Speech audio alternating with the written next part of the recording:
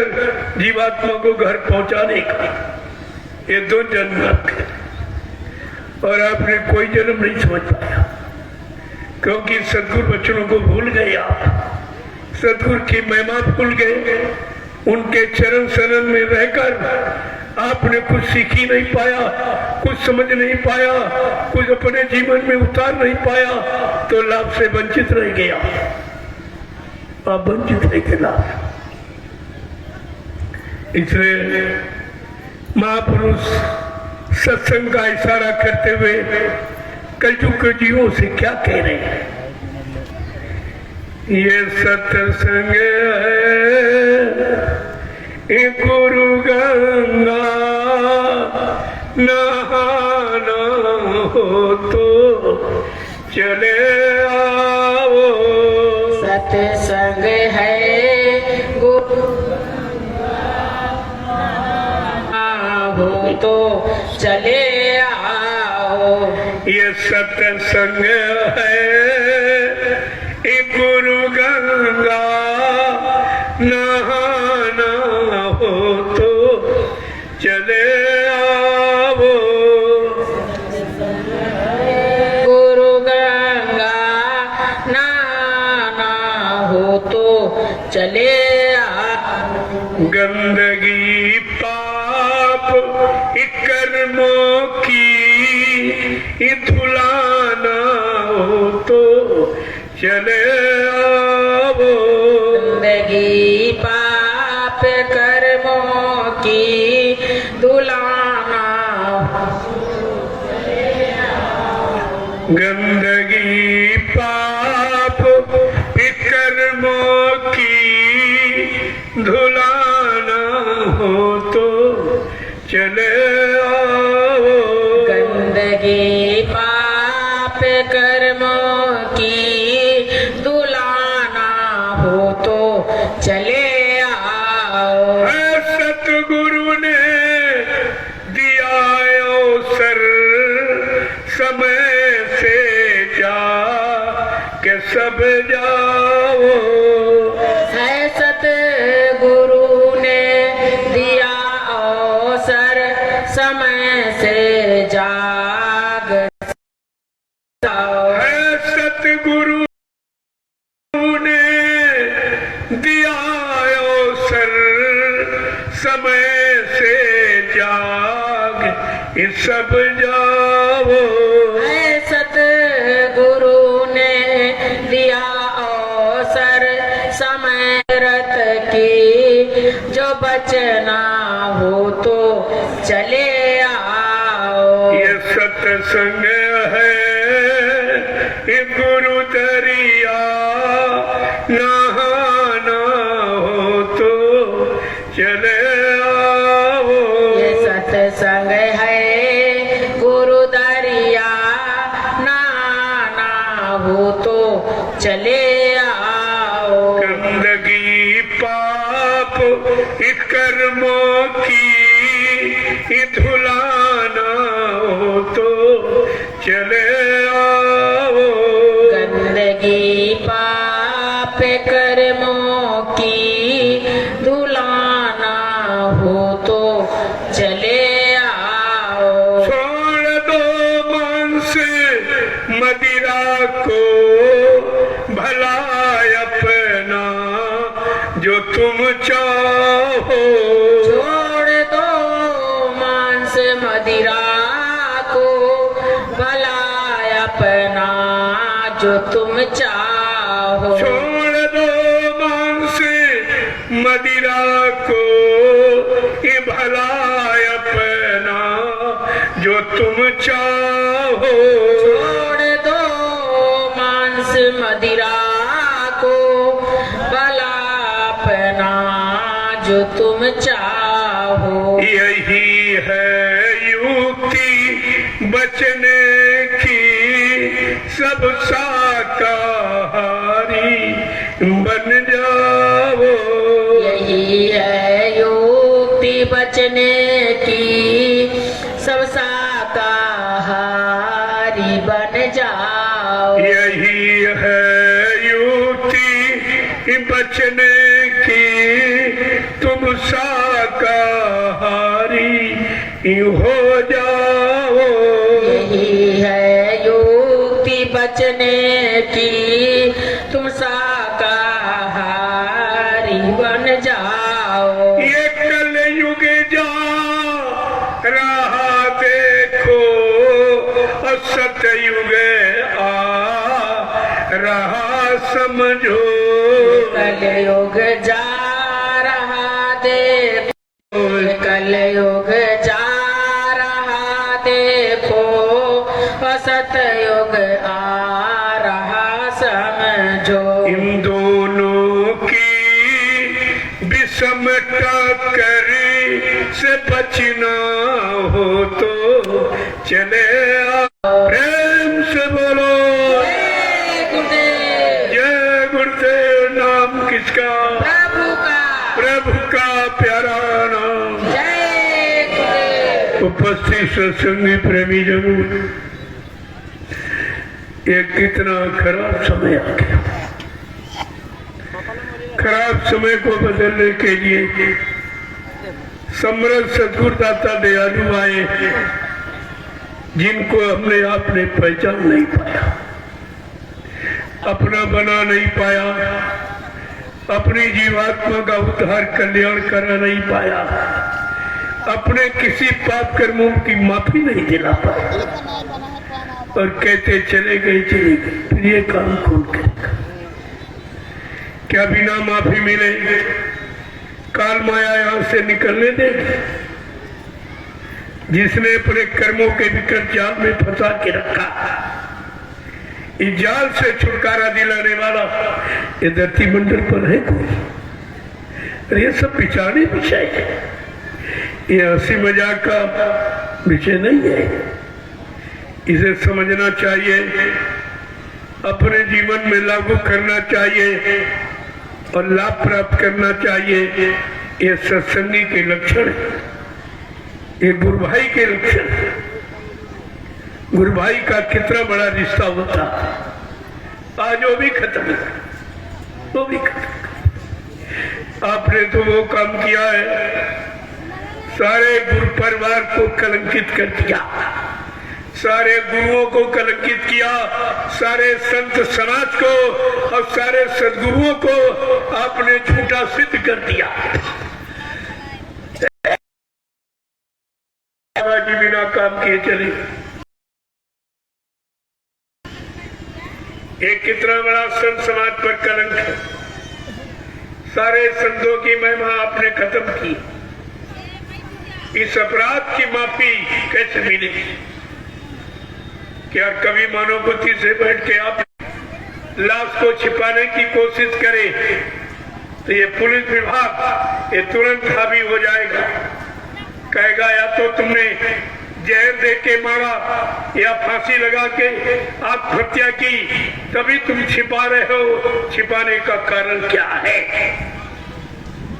लेकिन पैसा करे स्वर्ग में राह, कहते पैसा स्वर्ग में भी रास्ता बना देता। जो तुमने बाबा जी के हाथ में सेवा दी थी 7 साल मथुरा में, वो सब घूस और रिश्वत पे जा रही। गुरु की सच्चाई को छिपाने में तुम्हारी सारी सेवा जा रही और सच्चाई छिपने वाली नहीं है। एक झूठ के बोलने छिपाने में 1000 झूठ बोली जाती, लेकिन झूठ फिर भी नहीं छिपता। क्या ये सच्चाई कोई छिपा लेगा? वो भी समर्थ मालिक की, जो सारे विश्व को परिवर्तित करने आया, सारे विश्व को बदलने आया, सारे विश्व की व्यवस्था बनाने आया, क्या उसको कोई छिपा लेगा? आपको इस पर विचार करना चाहिए कि हमारा गुरु इतना समर्थ, हमारा गुरु इतना महान, आज तक ऐसी कोई शक्ति नहीं आई जिसे विश्व परिवर्तन की आवाज लगाई हो। जिन शक्तियों का नाम लेते हैं, जिनका इतिहास पढ़ते हो, रामकृष्ण, ये तो प्रदेशी शक्तियां थी, देशी प्रदेशी परिवर्तन, और बाबा जी का विश्व परिवर्तन। पहले समझो कितना बड़ा क्षेत्र, उस क्षेत्र के परिवर्तन की कितनी बुलंद आवाज। और लोगों ने अभी तक नहीं समझा, अभी तक नहीं जाना। अभी वो मिट्टी डालने के चक्कर में हमने कहा जब तेज हवाएं चलेगी तो मिट्टी का पता नहीं चलेगा उड़ के कहाँ चलेगी। वो उड़ के तुम्हारे मुंह पे जाएगी, तुम्हारे सिर पे जाएगी। इस सत्य को कोई छिपा नहीं सकता। तो प्रेमियों, तुम्हें तो समझना चाहिए, जिस मालिक ने 10 जुलाई 1952 से 2012 मथुरा में आपको क्या क्या सिखाया, क्या क्या पढ़ाया, समझाया, कैसे कैसे कामों की तरफ तुम्हें उन्मुख किया गया और तुमने सब भुला दी। गुरु की सारी शिक्षा, गुरु के सारे वचन तुमने सब भुला दिए और एकदम गुरु को झूठा कह दिया कि झूठ बोल के चले गए। ये छोटा मोटा गुरु का अपमान कर रहे हो, अपने गुरु का अपमान, और तुमको कहने में शर्म नहीं आती। ये सब झूठा बचा। इन्होंने कहा मैं मेदांता बाबा जी को ले गया। मेरे ध्यान से सुनना, इन्होंने कहा मैं मेदांता बाबा जी को दवा कराने ले गया। मैंने कहा बाबा जी तो बीमार नहीं थे, वेदांता किस काम के लिए? क्या तुम्हारी वहां योजना थी बाबा जी को गायब करने या मरवाने की या बेचने की? क्या योजना थी? और ये माने नहीं। अब ये समर्थ मालिक को पहचान नहीं पाए और जब लेके गए और गाड़ी इन्होंने जब खोली तो बाबा जी गायब थे। जब गाड़ी में गायब हो गए, अंतर ध्यान हो गए, इनके सामने समस्या खड़ी हो गई कि हम तो दवा कराने लाए थे, हम अब संगत को बताएंगे क्या? इनके पास कोई जवाब नहीं। तब इन्होंने 6 लाख रुपए खर्च करके वेदांता में पुतला बनवाया और पुतले को बनाकर मथुरा में ले आए। तभी तो छिपाती रही। मैं आपसे पूछता हूँ कि आपके गांव घर मोहल्ले में जब कोई शरीर छोड़ता है तो घर परिवार के लोग शरीर को सबके सामने खोल के रख देते कि भाई देख लो, नहीं लोग कहेंगे रात में इसने जहर दे के जबरदस्ती तो नहीं मार दिया। वो बेचारा इस अपराध दोष से बचने के लिए लाश को सबके सामने रख दिया जाता। ये हमारे यहाँ का नियम। लेकिन यहाँ क्या किया गया? अब लाश हो तो दिखाएं, पुतले में क्या दिखाएंगे? वो भी केवल चेहरे। इन्होंने कंप्यूटर से चेहरे की वो मतलब यानी नकल की है और उसमें ये जल्दी से भूल गए। अरे सत्य सत्य है, झूठ झूठ है कि बाबा जी का जो पाए नाक पर आंख के नीचे मोटा मस्सा था वो दाहिने गाल पे आ गया। अब बेचारे भूल गए कि बच्चा किधर था किधर नहीं था, क्या करें क्या न करें। तो जल्दी में वो चिन्ह जो सबसे महत्वपूर्ण और सच्ची पहचान बाबा जी की जो पाए नाक पर आंख के नीचे मोटा मस्सा था, वो इन्होंने जब पुतला बनाया तो दाहिने गाल पे आ गया। प्रेमियों ने देखा कहा ये तो बड़ा गलत है, बाबा जी का मस्सा तो बाएं था, दाएं कैसे आ गया? हमने कहा झूठ तो झूठा ही होता है, जरा गौर से देखना इसमें सच्चाई क्या है। प्रेमियों ने देखा लेकिन उनकी बात सुनी नहीं गई। प्रशासन उनका था, उनकी बिरादरी का था, उनके नाते रिश्तेदार का था, इसलिए प्रशासन ने सख्ती करके जब लोगों ने कहा खोलिए, हम सबको देखने के लिए यहाँ बुलाया गया, तो देखा कि बहुमत हो गया कि खोल के देखो, खोल के वहाँ कुछ था नहीं। देखा क्या जाता तो फट से प्रशासन से लाठीचार्ज करा दिया गया। ये लाठीचार्ज, गुरु का दर्शन करने के लिए बुलाया गया और दर्शन नहीं मिला, लाठी मिली, लाठीचार्ज कराया गया। अरे है बुद्धिजीवो, तुम बुद्धि के ताले कब खोलोगे, अपने बंद आंखों को कब खोलोगे और कब बुद्धि से विचार करोगे कि हमारे गुरु की सत्यता को छिपाने के लिए इतना पाखंड किया गया। और वो भी छिपा नहीं।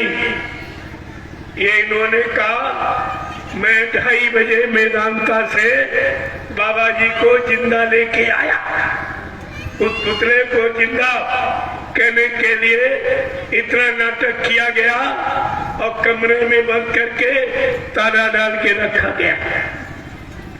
तो मैं आपसे ये पूछता हूँ, गुरु अपने आश्रम में अपने गुरु परिवार के बीच तो कमरे में बंद करने की क्या जरूरत थी और फिर ताला लगाने की क्या जरूरत है? क्या बाबा जी चोट कैसे भर जाते? अरे कुछ तो शर्म खाओ कुदरत भगवान के लिए, भगवान के दरबार में जाने के पहले अरे कुछ तो शर्म खाओ कि तुम्हारा परिणाम क्या होगा, तुम्हारा परिणाम क्या होगा। इससे अंदर नहीं जा रहा है। और इन लोगों ने कहा कि बाबा जी जीवित 2:30 बजे लेकर मथुरा पहुंच के ये भी कहा। और जब मौत का प्रचार कब किया, शाम को 9:52 पर कहा बाबा जी ने शरीर छोड़ दिया। प्रेमियों तुम सब लोग पढ़े लिखे हो, 2 बजे दोपहर और शाम को 9:52 बीच का समय कितना रहा? लगभग 8 घंटे जिंदा रहने इनके अनुसार। जो इन्होंने कहा उन्हीं के अनुसार मैं बता रहा हूं कि 8 घंटे बाबा जी जीवित रहे। 8 घंटे में सारे प्रेमियों को दर्शन करा दिया गया होता, आज कोई शंका का विषय नहीं था।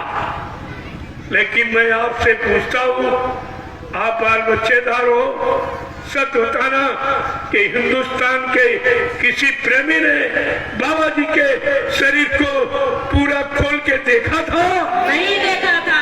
या पूरा शरीर खोल के दिखाया गया? नहीं दिखाया गया। मैं तुमने मान कैसे किया?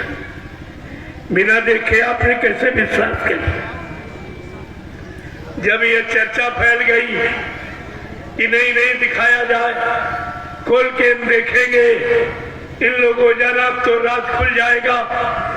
तो जो समय पुतले के जलाने का रखा गया था उससे 2-2.5 घंटे पहले ही बिना बताए और पुतले को जला के राख नामो निशान मिटा दिया गया।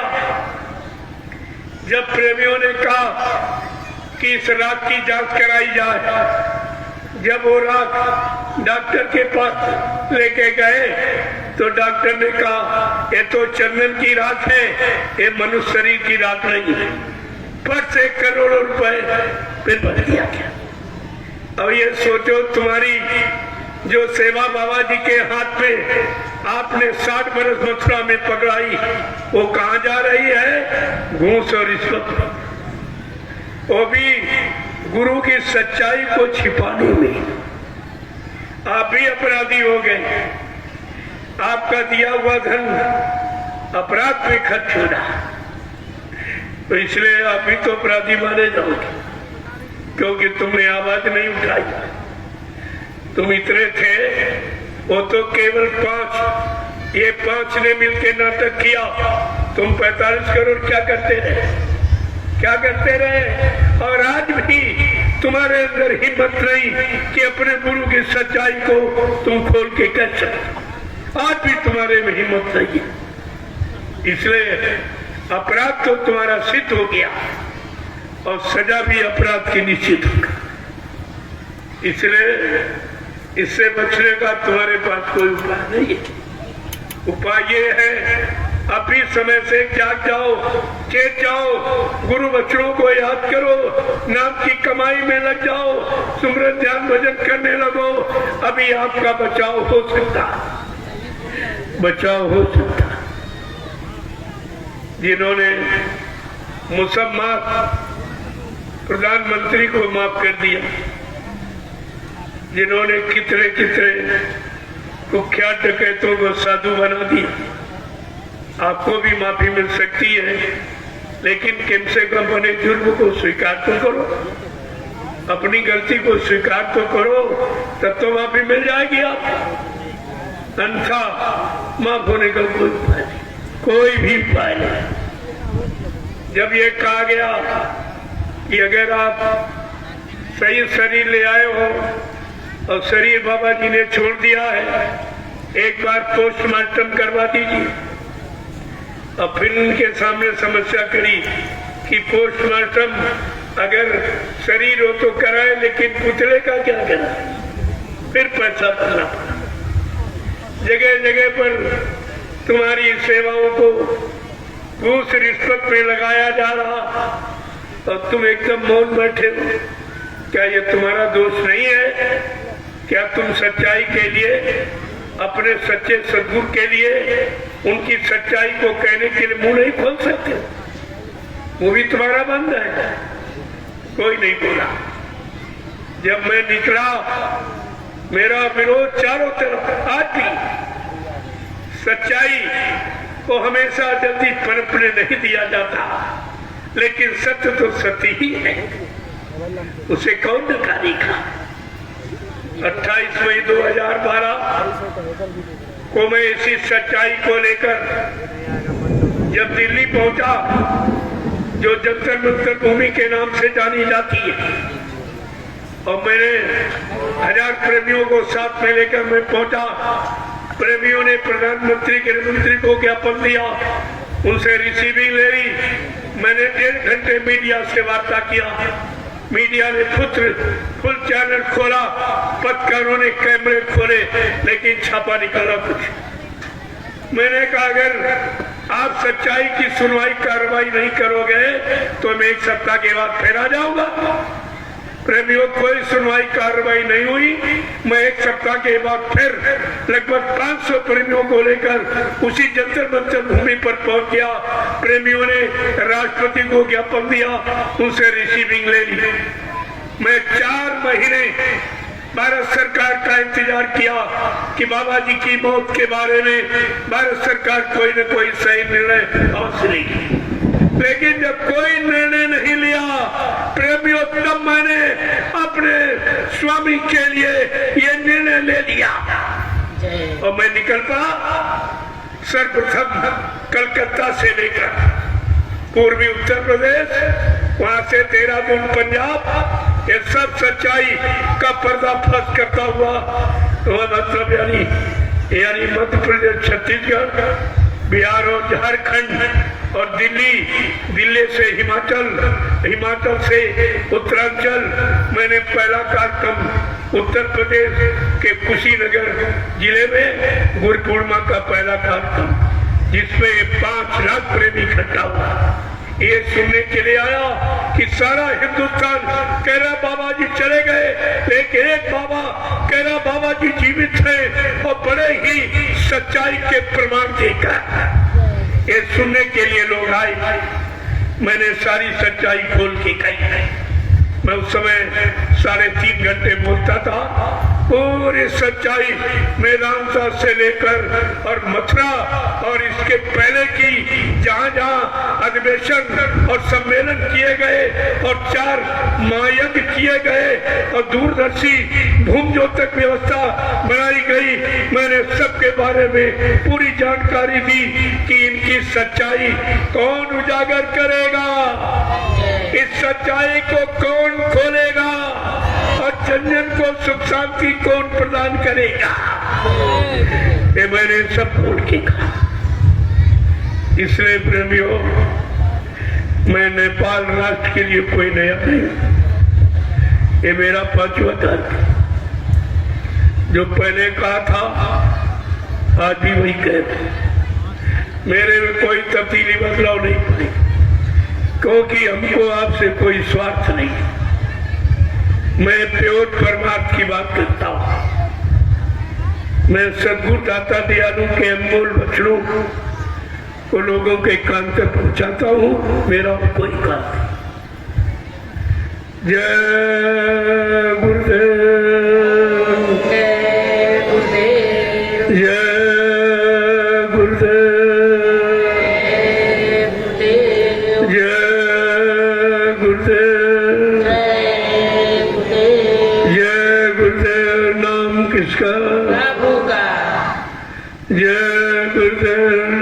किसका? प्रभु का। जय गुरुदेव नाम किसका? प्रभु का। प्रभु का प्यारा नाम। जय गुरुदेव। अब आप लोग खड़े हो जाइए, खड़े हो जाओ आप लोग। देखो सत्संग समय हो गया और अपना काम करने आ रहा बिगुल बाजार। ये बिगुल बाजार आपको समय दिया उसने 2 घंटे, समय सत्संग का पूरा हो गया। अब वो अपना काम करेगा। जब मेरे काम में बाधा नहीं, मैं उसके काम में कोई बाधा नहीं। इसे रोका जा सकता, कोई बड़ी बात नहीं है, लेकिन ये काम प्रकृति के किसी काम में औरता उत्पन्न नहीं की जाती। प्रकृति अपना काम कर रही, मैं अपना काम कर रहा हूँ। हमारे काम में वो कोई बाधा नहीं, मैं उसके काम में कोई बाधा नहीं। कल देखा आपने बारिश हुई लेकिन सत्संग का समय मिला। ऐसा नहीं समय दिया क्योंकि समय खराब है। ये कुसुमे में बादल, कुसुमे में बारिश से क्या है? ये विनाश के लक्षण है। विनाश निश्चित है, कोई नहीं रोक सकता, क्योंकि विनाश के सारे कार्य किए जा रहे हैं। जो सद्गुरु दाता दयालु विनाश को रोकने आए, उनके परिवार के लोग, उनके शिष्य ही उनकी बात नहीं मान पाए और न समझ पाए हैं, तो विनाश तो निश्चित है। इसे कौन रोकेगा? जय गुरुदेव, जय गुरुदेव, जय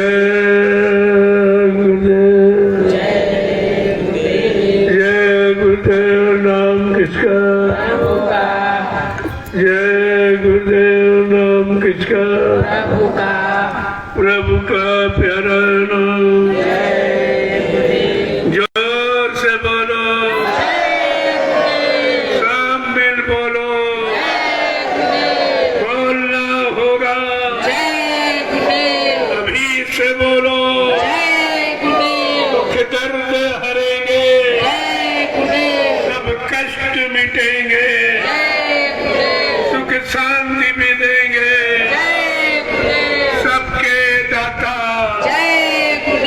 सबके मालिक, प्रेम से बोलो। नाम नहीं इंसान का,